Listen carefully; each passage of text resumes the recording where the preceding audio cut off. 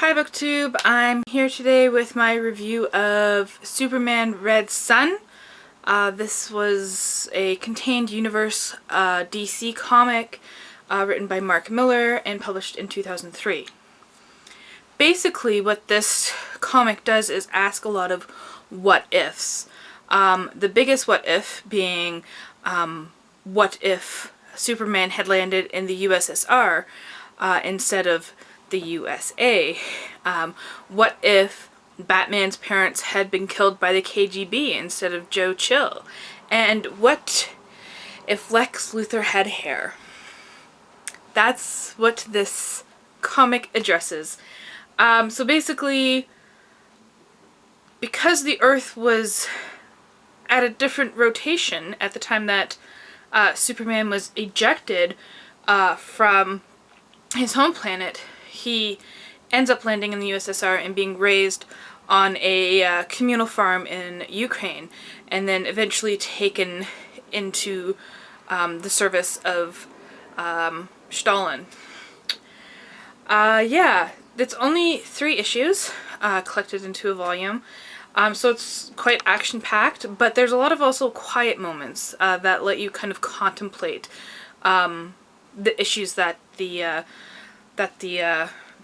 author's trying to ask of you.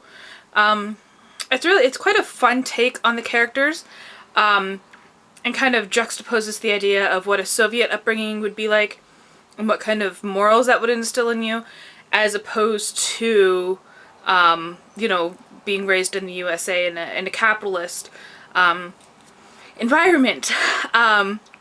So we have differences of characters, such as Batman becomes an anarchist, Superman becomes a dictator, and, you know, kind of what would stay the same in them. So despite the fact that he's a dictator, Superman is still trying to do good things.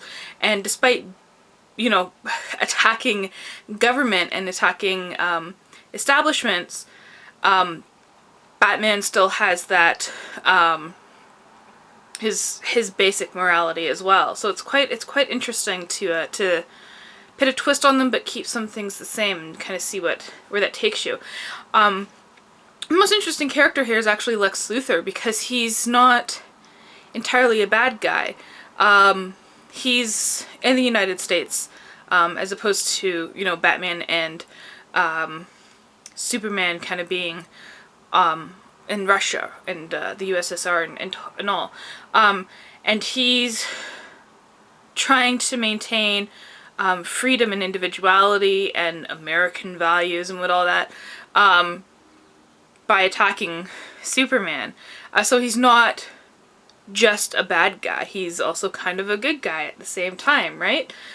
I'm going to show you some pictures. I really like the use of the colors. There's a lot of red when it's Superman, which is interesting because, you know, communism, Russia, red, you know, those colors are kind of linked. But when you get to Batman, it's kind of like purples and such, and it's really like a nice juxtaposition of red and purple, those colors. So I'll just insert some images here and show you them.